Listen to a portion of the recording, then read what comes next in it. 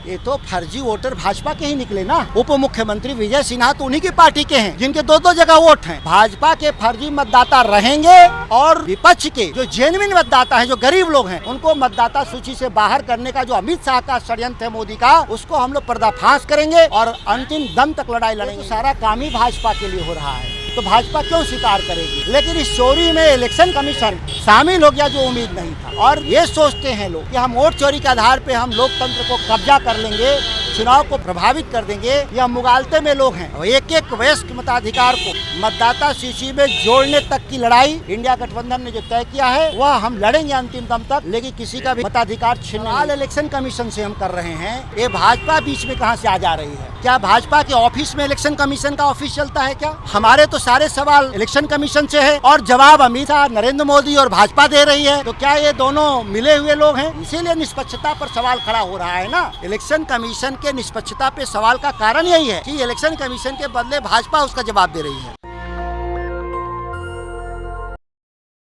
सत्ता पक्ष मोदी के साथ चुनाव आयोग मिला हुआ है। आज अगर हम इलेक्शन कमीशन से जब अपनी बात रखने जा रहे थे तो बीच में सरकार को क्यों आना चाहिए था? और सरकार धोखे में ले करके संसद मार्ग पर जो पुलिस स्टेशन है उसमें बैठा दिया।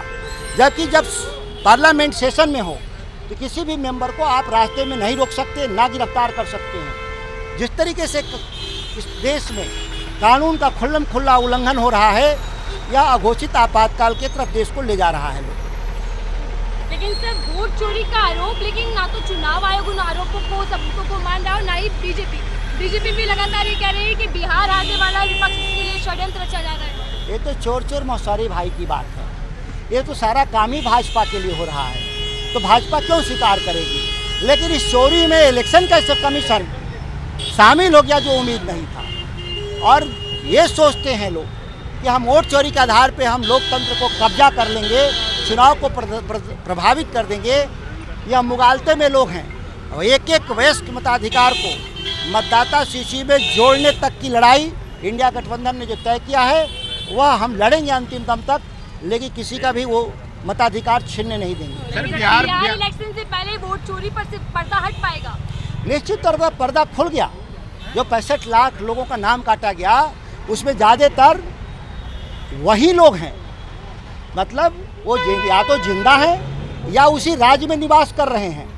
लेकिन भाजपा समर्थक आप देखेंगे उप मुख्यमंत्री विजय सिन्हा के दो इपिक अब भी SIR के बाद रहना साबित करता है कि भाजपा समर्थकों को डबल एंट्री के जरिए वोट का राइट रखना चाहते हैं अवैध तरीके से।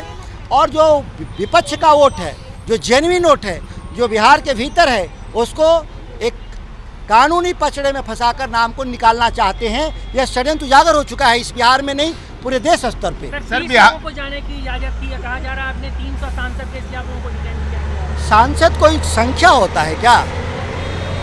हम तो पहली बार सुन रहे हैं कि सांसद की भी संख्या होती है। सांसद स्वयं अपने आप में एक प्राधिकार है जो लाखों मतदाताओं का प्रतिनिधित्व करता है। आप कैसे रोक सकते हैं जाने से? जब इलेक्शन कमीशन के पास 300 सांसदों को बैठाने के लिए जगह नहीं है, उनसे 100 करोड़ मतदाताओं का रिवीजन जो कह रहे हैं कि हम 1 महीना में कर देंगे, अपने आप में हास्यास्पद है। इनके पास व्यवस्था नहीं है। यही तो बात साबित करना था कि इलेक्शन कमीशन बेसिकली भाजपा के ढाल के रूप में काम कर रहा है। वह कानूनी दायरे में रहकर कोई अपने कार्य का संपादन नहीं कर रहा। यह आज स्पष्ट हो गया।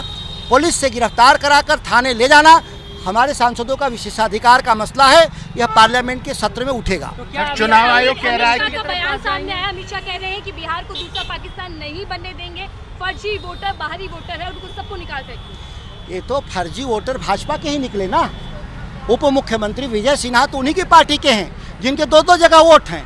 भाजपा के फर्जी मतदाता रहेंगे और विपक्ष के जो जेन्युइन मतदाता हैं, जो गरीब लोग हैं, उनको मतदाता सूची से बाहर करने का जो अमित शाह का षड्यंत्र है मोदी का, उसको हम लोग पर्दाफाश करेंगे और अंतिम दम तक लड़ाई लड़ेंगे इन लोगों से। सर, चुनाव आयोग कह रहा है कि 65 लाख जो वोट काटा गया है बिहार में, हम उनकी डिटेल नहीं देंगे और क्यों काटा गया ये जानकारी भी नहीं देंगे। अब इससे तो फर्जीवाड़ा साबित हो गया। जो विपक्ष का आरोप था कि मतदाताओं को गैरकानूनी तरीके से आप मतदाताओं को हटा रहे हैं, इलेक्शन कमीशन के द्वारा सुप्रीम कोर्ट को दिए गए एफिडेविट के आधार पर फर्जीवाड़ा साबित हुआ। देखकर हम लोग सुप्रीम कोर्ट में तारीख है, जरूर हम लोग खड़ा होंगे, इस बात को रखेंगे वहाँ। सुप्रीम कोर्ट से क्या उम्मीदें हैं सर? सुप्रीम कोर्ट से न्याय की उम्मीद है। अभी स्पष्ट आदेश नहीं होना इतने लंबे समय में भी दुखद है।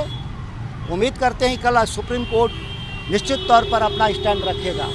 सर बीजेपी कह रही है कि विपक्ष जो है देश को मिसलीड कर रहा है, झूठ बोल रहा है, गुमराह कर रहा है। सवाल इलेक्शन कमीशन से हम कर रहे हैं, ये भाजपा बीच में कहाँ से आ जा रही है?